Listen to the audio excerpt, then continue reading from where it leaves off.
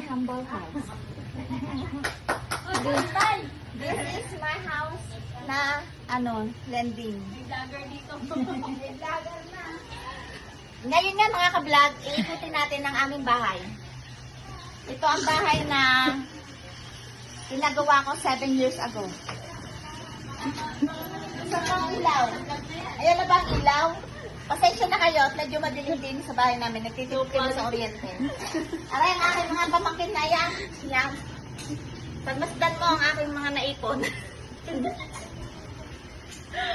Mga naipon na stop toys dyan sa Taiwan. Kami naka-aircon din eh. Yan. Mga ka-vlog, ay ang kwarto ng aming anak. Yan. Kita nyo naman ang aming mga kortina, pag-social na rin. Kunwari lang. Ano pa ang isang kwarto? May 2 kwarto ng aking bahay na rin, mga ka-vlog. Nagulo lang. Pasensya na kayo. Magkukulo ang aking mga kasama din eh. Aray, ang motor ng aking anak na si Tutoy. Nung siya'y na-aksidente, buti pa rin, maayos pang itsura.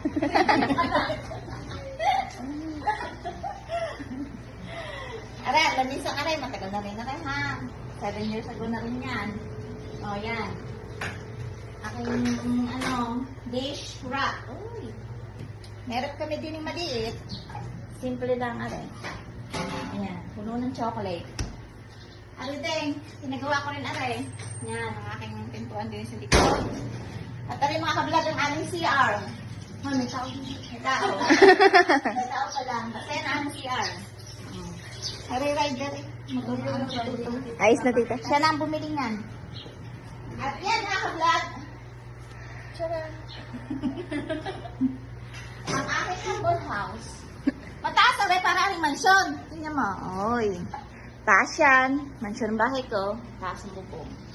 Hindi mainit. Kaya mga ka-vlog, ito tayo ay kainin din yan mga aking tiles. Yan, tingnan mo. Yan. Maganda ang pagkaka-tiles ng bahay ko na yan. Matibay yung tiles na yan. 7 years na yan. Kaya, yan.